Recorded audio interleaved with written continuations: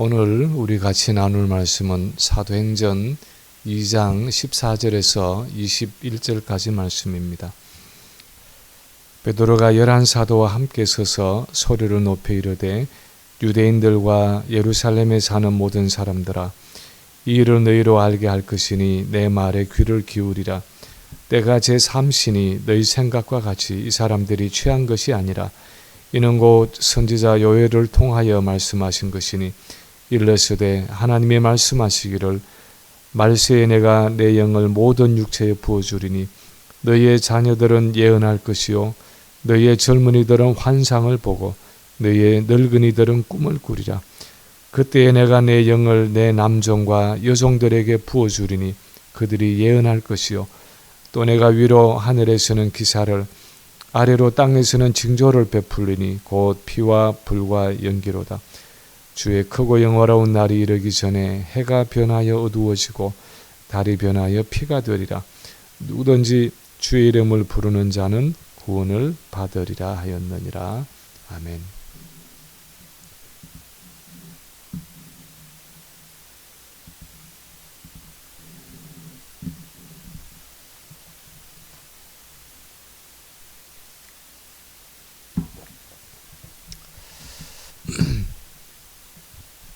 성경을 살펴보면 하나님이 인류의 구원을 위해 인간 역사 속에 들어오셔서 개입하셨을 때 그 의미와 중요성에 대한 해석이 필요했습니다.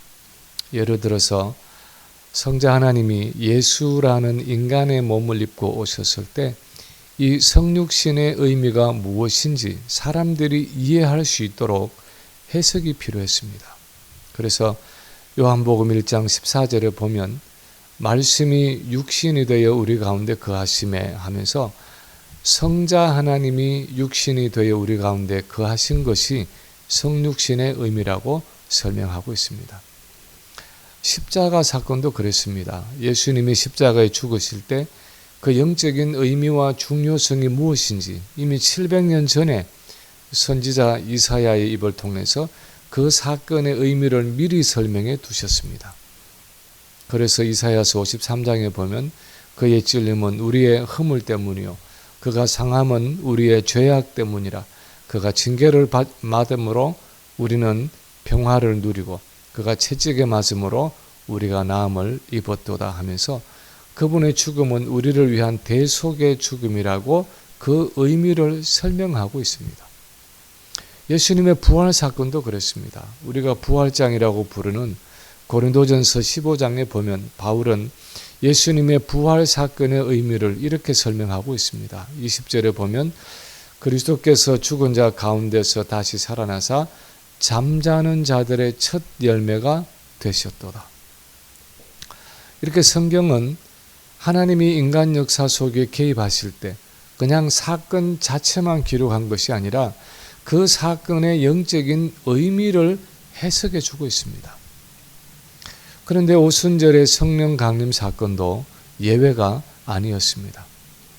지난주일 우리가 다룬 사도행전 2장 앞부분의 말씀을 보면 120명의 성도들이 오순절에 성령을 받았을 때 그것을 지켜본 사람들은 이 사건의 의미를 이해할 수가 없었습니다. 물론 그 중에는 다소 긍정적인 반응도 있었습니다. 2장 12절에 보면 다 놀라며 당황하여 서로 이르되 이 어찌 된 일이냐 하며 그렇게 기록하고 있는데 그들은 놀라고 신기해하면서도 이 사건의 의미를 도무지 이해할 수가 없었습니다.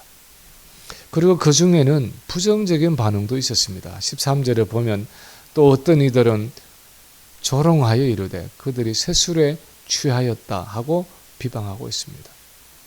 그래서 사람들에게는 이 오순절 성령 강림 사건에 대한 설명과 해석이 필요했습니다. 도대체 이 사건의 의미가 무엇이며 그들과 자기 자신들과 무슨 관계가 있는지 누군가가 그것을 설명해 줄 필요가 있었습니다. 그래서 사도들 가운데 대표라고 할 수 있는 베드로가 앞으로 나서서 큰 소리로 본문의 이 설교를 시작하고 있는 것입니다.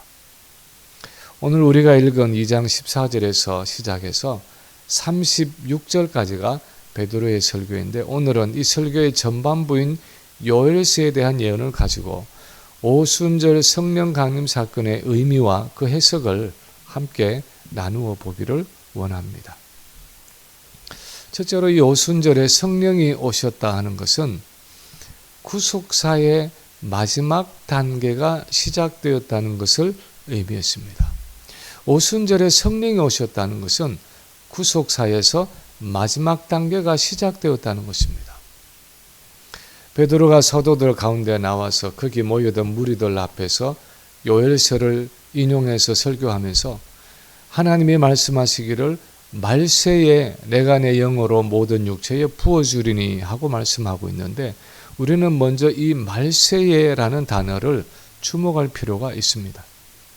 말세라는 이 말을 직역하면 세상 끝하는 의미입니다.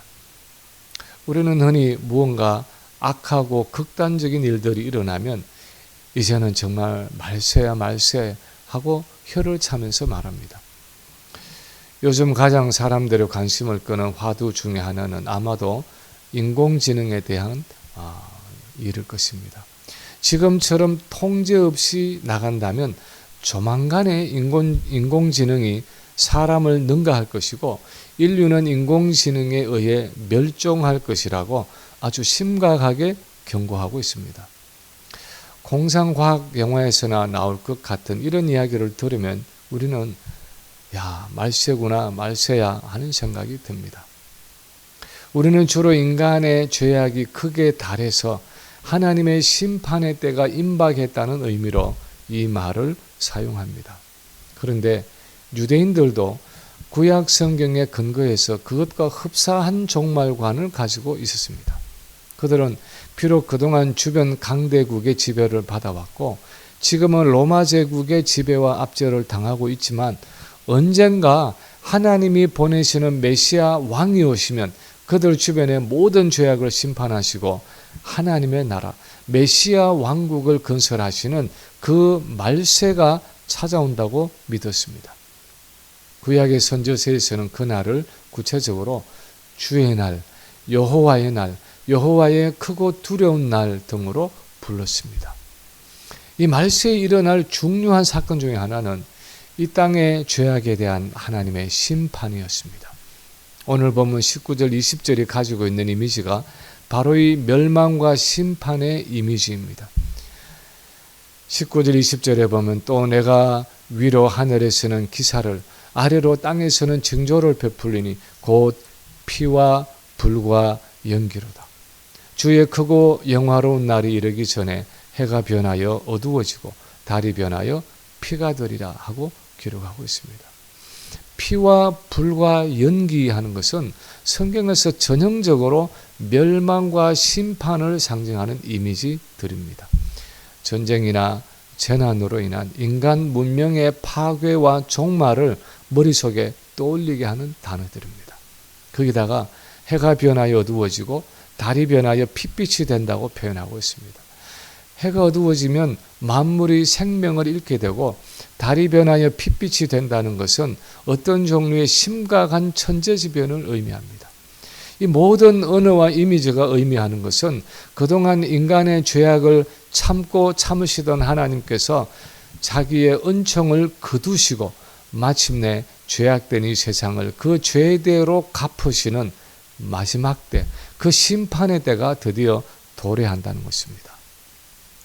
그런데 베드로가 구약 성경의 많은 말씀들 가운데서 이 요엘서를 인용하고 있는 이유는 오순절 성령 강림 사건은 바로 하나님이 이 세상의 죄악을 심판하시는 말세가 시작되는 사건이라는 것입니다.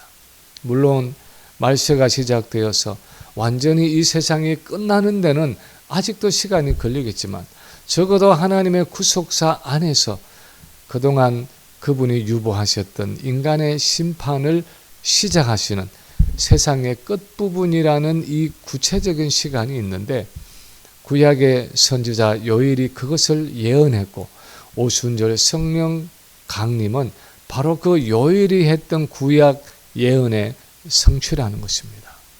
이 오순절 성령 강림 사건을 통해서 구약 성경에서 예언되었던 그 말세가, 그 세상의 끝이 드디어 시작되었다 하는 것이 베드로의 설교의 요지였습니다. 오늘날 우리가 말세를 이야기하고 세상의 종말을 말하면 좀 이상한 사람 취급을 받을 때가 있습니다. 그동안 워낙 이단적인 종말론을 주장해온 사람들이 많았기 때문에 종말을 말하면 무언가 색안경부터 끼고 보는 경우가 있습니다.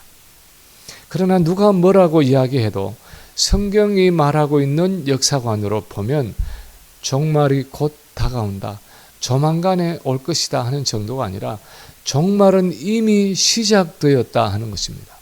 종말은 이미 도래해서 하나님의 구원 사역에서 마지막 단계가 시작되었다 하는 것입니다. 영화에 보면 가끔씩 시한폭탄에 불을 붙이는 장면이 나올 때가 있습니다.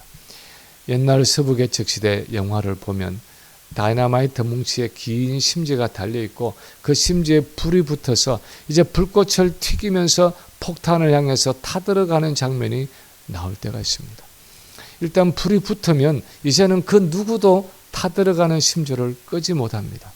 그런데 오순절 성령의 오심은 하나님의 구속사에서 이렇게 말세의 시한폭탄에 불이 붙여진 사건과 같은 이미 하나님의 심판이 시작되어서 그 누구도 멈출 수 없고 그 누구도 되돌릴 수 없는 그 마지막 형벌과 심판의 작업이 시작되었다는 것입니다.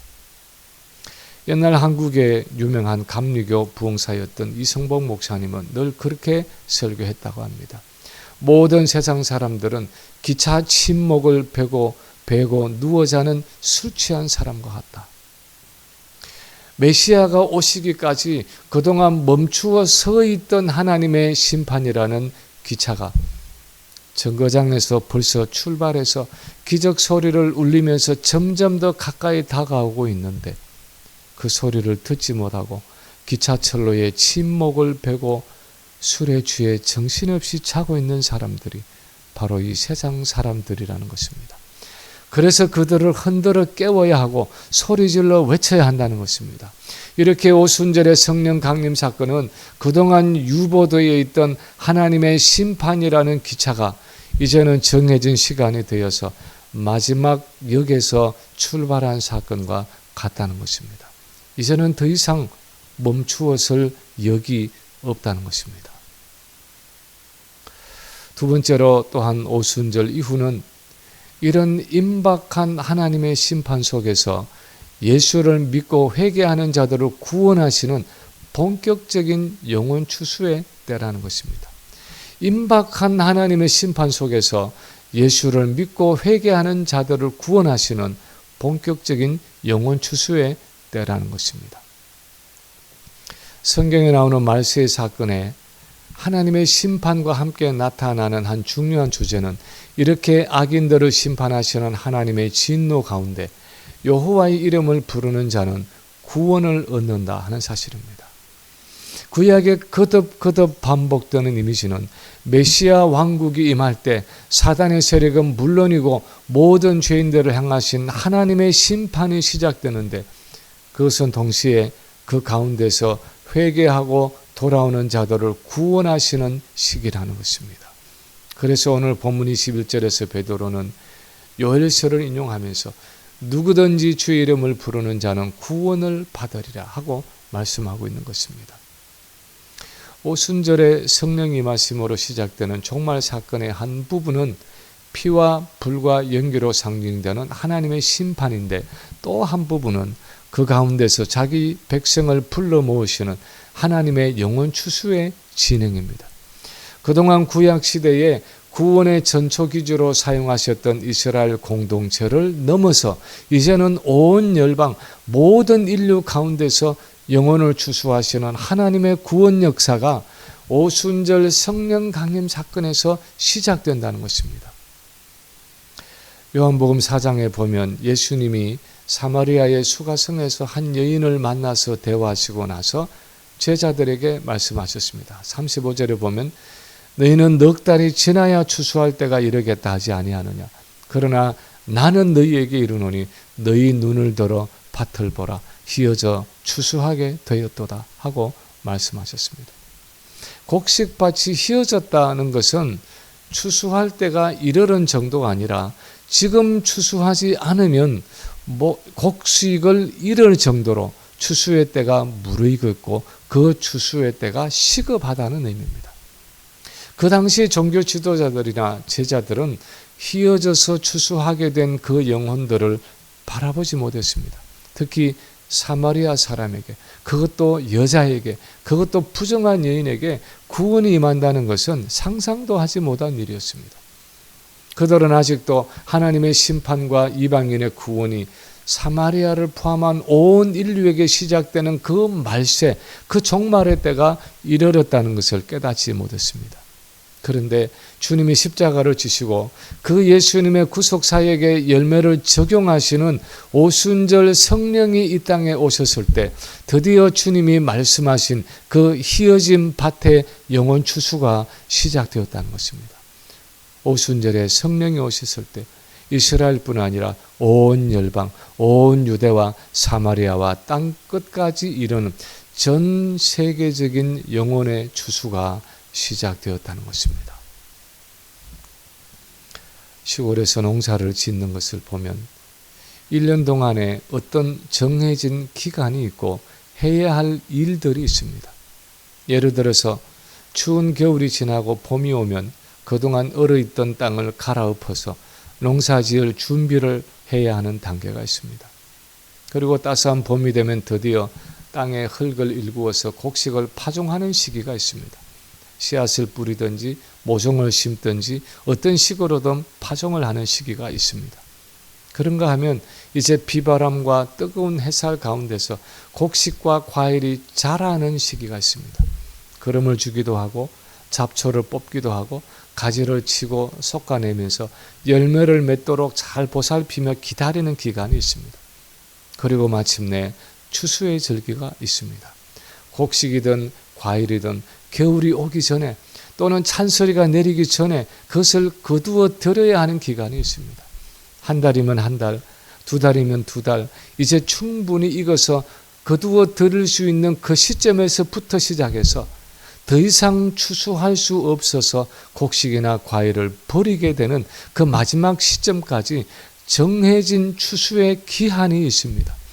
그러면 농부는 추수철이 시작되는 그 시점에서부터 온 가족들을 동원해서 추수를 시작하는데 나중에 시간이 촉박하면 일꾼을 사서라도 반드시 그 추수 기간을 놓치지 않고 곡식을 거두어 들여야 합니다. 저는 밤에도 마당에 빨랫줄에 전기불을 걸어놓고 밤새도록 탈곡기를 돌리고 곡식을 거둬들이던 시골의 모습을 아직도 기억합니다. 그런데 하나님의 구속사라는 관점에서 보면 이렇게 온 열방 가운데서 무르익은 영혼을 거두어 들이는 마지막 때, 그 마지막 영혼의 추수가 오순절 성령 강림 사건으로부터 시작되었다는 것입니다. 그때부터 시작된 영혼 추수가 예수님의 재림으로 막을 내린다는 것입니다. 그래서 예수님의 복음서도 그렇고 사도행전도 그렇고 서신서를 보아도 그렇고 오순절 이후의 성도와 제자들의 삶을 보면 추수꾼의 삶이었습니다. 추수하는 사람의 멘탈리티를 가지고 살아갔습니다. 농촌에서 추수하는 사람들의 모습을 보면 그 추수의 기간에는 특별히 옷을 갈아입지도 않고 옷이 더러워져도 빨래를 하지 않습니다. 푸근하게 발을 뻗고 쉬지도 않습니다. 대부분 밤 늦게까지 일하고 옷은 대충 걸어서 마루에 걸어놓고 찬물로 세수하고 발 정도 씻고는 그냥 저녁을 먹고 잠자리에 듭니다. 그리고 그 다음날 아침 일찍이 벗어놓았던 먼지 묻은 옷을 다시 입고 목장갑을 끼고 또 추수밭으로 나갑니다. 추수의 계절이 끝날 때까지는 추수해야 할 곡식을 다 거두어 들일 때까지는 결코 마음과 몸을 쉬지 않는 긴장을 놓지 않는 추수꾼의 멘탈리티가 있습니다. 그런데 오순절 성령이 오신 후 우리 성도의 삶이 그렇다는 것입니다. 그런 추수꾼 멘탈리티를 가지고 영혼을 추수하는 일에 전념하고 집중해야 하는 시기에 우리가 살고 있다는 것입니다. 우리는 가끔씩 좀 이해하기 어려운 극단적인 성경 말씀들을 대할 때가 있습니다.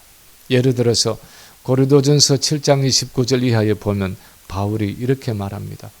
형제들아, 내가 이 말을 하노니 그 때가 단축하여 증거로 이후부터 안에 있는 자들은 없는 자 같이 하며 우는 자들은 울지 않는 자 같이 하며 기쁜 자들은 기쁘지 않은 자 같이 하며 매매하는 자들은 없는 자 같이 하며 세상 물건을 쓰는 자들은 다 쓰지 못하는 자 같이 하라. 이 세상의 외형은 지나감이니라. 무슨 뜻입니까? 바울이 말하고자 하는 것은 오순절 성령의 오심으로 우리는 종말을 살아가기 시작했다는 것입니다. 하나님의 구속사의 마지막 단계에 진입했다는 것입니다. 그러므로 지금까지 살던 것과는 다르게 살아야 한다는 것입니다. 이 마지막 단계는 모든 성도가 영혼의 주수꾼으로서 반드시 가져야 할 긴장감과 경각심이 있다는 것입니다. 그래서 안에 있는 자도 없는 것 같이 이 세상에서 울고 웃는 희로애락도 별것 아닌 것처럼 이 세상의 물건을 가지고도 마치 아무것도 가지지 않은 것처럼 그렇게 하나님 나라를 위해 살아가야 할 마지막 시기에 우리 인간 역사가 진입했다는 것입니다. 그 신호탄이 바로 오순절 성령 강림 사건이라는 것입니다. 지금은 돌아가신 고 하용조 목사님이 암으로 투병하고 있을 때 너무 무리하지 말고 돈을 몸을 좀 쉬라고 친구 목사님들이 돈을 모아서 일주일인지 열흘인지 크루즈 여행의 티켓을 사서 목사님을 쉬도록 보내었다고 합니다. 처음으로 가보는 크루즈 여행이라 이 목사님은 아무것도 모르고 배를 탔는데 열흘 동안 완전히 감옥에 갇힌 것 같이 살았습니다. 그 열흘이 지나서 배에서 내리자마자 맨 먼저 그것을 주선한 친구 목사님들을 찾아가서 불같이 화를 내었다고 합니다. 이렇게 할 일이 많은 나를 열흘 동안이나 바다에 가두어 두었다고 정색을 하며 화를 내더라는 것입니다. 진정으로 그 마음에 성령이 임하고 추수꾼의 멘탈리티를 가진 사람은 그 추수가 끝나기까지는 결코 마음 편히 쉴 수가 없는 것입니다. 세 번째로 오순절에 성령이 오셨다는 것은 예수를 믿는 우리 모든 성도들이 구약의 선지자와 같은 삶을 살아간다는 것을 의미합니다. 아마도 오늘 우리가 읽은 베드로의 이 설교에서 가장 핵심적인 내용은 하나님이 말세에 주실 것이라고 약속하신 그 성령이 예수를 믿는 모든 성도들에게 충만하게 부어졌다는 사실일 것입니다. 17, 18절에 보면 하나님이 말씀하시기를 말세에 내가 내 영을 모든 육체에 부어주리니 너희의 자녀들은 예언할 것이요 너희의 젊은이들은 환상을 보고 너희의 늙은이들은 꿈을 꾸리라. 그때에 내가 내 영을 내 남종과 여종들에게 부어주리니 그들이 예언할 것이요 하고 설교하고 있습니다. 이 말씀에서 가장 중요한 한 단어를 뽑으라면 모든이라는 말일 것입니다. 왜냐하면 구약 시대에는 이 하나님의 성령이 결코 모든 하나님의 백성에게 주어지지 않았기 때문입니다. 모든 민족에게는 더더욱이 주어지지 않았습니다. 구약 시대에는 기름 부음을 받는 특정한 사람들이 있었습니다. 왕이나 제사장이나 선지자들을 세울 때 머리에 기름을 부었습니다. 이것은 그들이 하나님이 주시는 특별한 사역을 위해서 성별되었다는 의미였고 그래서 그 사역을 감당할 수 있도록 하나님이 그에게 성령과 능력을 부으신다는 의미였습니다. 일반 백성들에게는 이방인들에게는 하나님의 거룩한 성령에 부어질 수가 없었습니다. 그런데 이제 예수 그리스도의 십자가의 보혈을 믿고 죄 씻음을 받은 사람에게는 누구나 다 예외 없이 차별 없이 그것도 충만하게 성령이 부어지는 시대가 왔다는 것입니다. 하나님의 영을 모든 육체에게 부어주신다는 말을 요일은 이어서 더 상세하게 구체적으로 풀어서 설명하고 있습니다. 너희의 자녀들은 예언할 것이요 너희의 젊은이들은 환상을 보고 너희의 늙은이들은 꿈을 꾸리라. 예언을 하고 환상을 보고 꿈을 꾸는 것은 주로 구약 시대의 선지자들이 하던 일이었습니다. 구약의 선지자들은 하나님의 영이 그들에게 임했을 때에 예언이나 꿈이나 환상을 통해서 하나님의 마음과 생각을 분명하게 알게 되고 그것을 백성들에게 전달했습니다. 그런데 말세는 나이 어린 자녀들도 젊은 청년들도 나이가 많은 노인들도 성령이 부어져서 마치 구약의 선지자들처럼 하나님을 분명하게 알게 된다는 것입니다. 그리고 남자에게도 여자에게도 심지어 비천한 종들에게도 차별이 없이 성령이 부어진다는 것입니다. 요즘 우리말로 하면 남녀노소 빈부귀천할 것 없이 예수를 주로 영접한 우리 모든 성도들에게 구약의 선지자들에게나 가능했던 성령의 임재가 이루어져서 하나님의 마음과 생각과 뜻을 아는 것이 가능해지고 그것을 다른 사람에게 전하는 일이 가능해졌다는 것입니다. 이것은 신약 시대를 사는 우리 성도들의 특권이 구약의 성도들에 비해 얼마나 큰 것인 줄을 나타내고 있습니다. 성령이 내재하시는 우리 성도들은 왕이며 선지자일 뿐 아니라 또한 하나님의 선지자로서 이 세상을 살아간다는 것입니다. 마치 구약의 선지자들이 하나님의 성령이 임해서 예언을 하고 꿈을 꾸고 환상을 범으로 하나님의 뜻을 알게 되고 그 깨달은 말씀을 백성들에게 전했듯이 오늘날 우리 그리스도인들은 구약의 선지자들처럼 성령이 부어져서 하나님의 뜻을 분명하게 깨닫게 되고 그것을 전할 수 있는 사람들이 되었다는 것입니다. 우리는 아직도 나는 하나님에 대해서 잘 모른다고 생각할는지 모릅니다. 나를 통해서 무슨 진리의 말씀이 전해지겠는가 하고 의심할는지 모릅니다. 목사님들이나 선교사님들이라면 몰라도 나는 그냥 교회 나가서 헌금이나 하고 봉사나 하면 된다 하고 생각할는지 모릅니다. 그러나 우리가 어떻게 생각하든지 간에 오순절 성령의 오심은 우리 모두를 선지자와 같은 신분으로 만들어 주셨고 우리가 가진 것이 많든 적든 간에 내게 주어진 하나님에 대한 지식을 가지고 세상에 전하는 그 사명을 가지고 살아가게 하셨다는 것입니다. 우리 교회가 전도 편지를 이 지역의 한인 식당과 슈퍼마켓에 내어놓기 시작한 지가 6개월가량 되었습니다. 그리고 지난 달에 지난 뉴스레터를 들고 나가서 나누기 시작한 것이 3, 4개월 정도 되었습니다. 지난 달에는 영어로 된 전도지를 가지고 나가서 나누었습니다. 그런데 이 전도 사역을 조금씩 하면서 점점 더 마음속에 확고해지는 생각 하나가 있습니다. 그것은 이렇게 전도 사역이 점점 더 확장되어지고 뿌리를 깊이 내려서 이것이 우리의 일상이 되어야 한다는 사실입니다. 우리의 전도가 생활화되어야 한다는 것입니다. 특별한 때, 특별한 장소에서만 전도하는 것이 아니라 바울이 말한 것처럼 때를 얻든지 못 얻든지 언제 어디서나 전도지를 나누고 복음을 전할 수 있는 전도의 생활화가 필요하고 그것을 위해 기도해야 한다는 것입니다.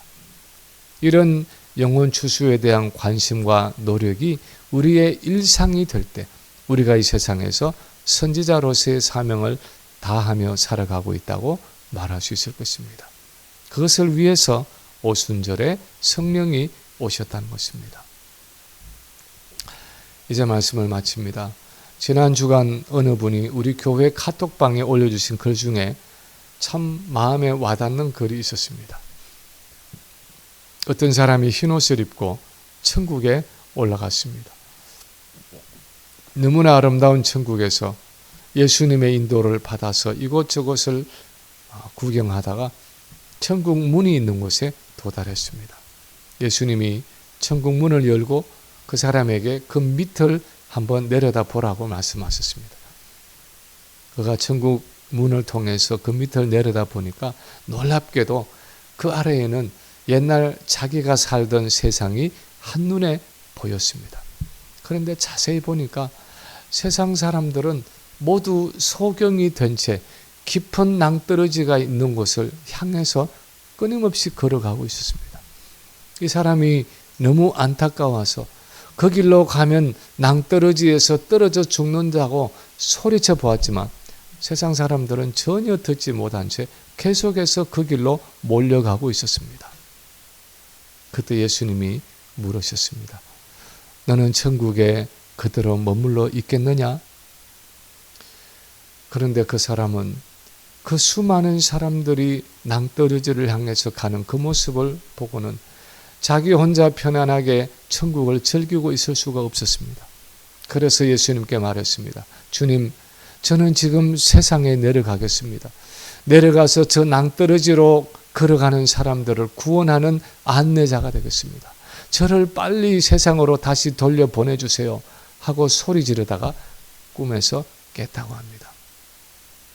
꿈에서 깬 그 사람은 평생 전도자의 삶을 살면서 사망의 골짜기로 달려가는 그 사람들을 영원한 생명의 길로 인도하는 사람이 되었습니다. 우리는 이것이 누가 꾼 꿈인지 알 수 없습니다. 그러나 그것이 누구의 꿈이든지 분명한 것은 지금도 수많은 사람들이 낭떠러지와 같은 사망의 골짜기를 향해 걸어가고 있다는 사실입니다. 그리고 아직도 우리는 천국으로 떠나지 않고 이 땅에서 전도할 기회를 가지고 있다는 사실입니다. 지난 주일 성령 강림절을 보내면서 우리는 오순절에 오신 이 성령의 강림에 대해서 무엇을 생각하고 있습니까? 오순절에 성령이 이 땅에 오신 것과 지금의 내 신앙생활과는 어떤 관계가 있습니까? 오늘 이 본문은 오순절 성령의 오심의 의미와 중요성을 설명하고 해석해 주고 있습니다. 오순절 성령의 오심으로 요일이 예언했던 그 말세와 하나님의 심판이 시작되었습니다. 그리고 예수님의 이름을 부르는 사람에게는 누구나 다 구원을 주시는 영혼 추수의 작업이 시작되었습니다. 그리고 오순절에 우리 모든 그리스도인들에게 성령을 부으셔서 세상 속에서 그 구원의 진리를 증거하는 선지자로 살아가게 하셨습니다. 이 성령이 내재하시는 우리는 과연 어떤 삶을 살아가야 할 것입니까? 2023년 성령 강림절을 보내면서 다시 한번 오순절에 성령이 오신 목적과 의미를 기억하고 이 세상에서 하나님의 마음과 생각을 전하는 선지자의 사명을 잘 감당하는 우리 모든 성도들이 되시기를 주님의 이름으로 간절히 축원합니다.